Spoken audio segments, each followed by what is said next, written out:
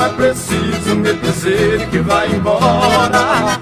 Estou notando no seu gesto desumano, não foi capaz de ser mãe nem esposa. Até agora só me trouxe desengano. Se você quer separar as nossas vidas, mesmo sabendo que vai sofrer depois, quero saber nosso filho com quem vai.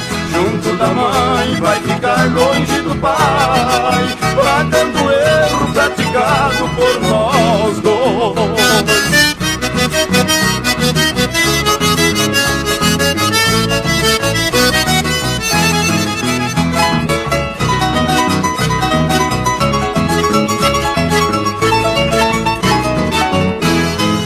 Eu sou culpado por ter dado essa criança a uma mãe que não teve consciência.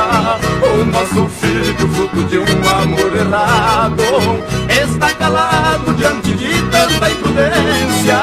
Eu sou errado e você é mais ainda, porque não soube respeitar minha moral.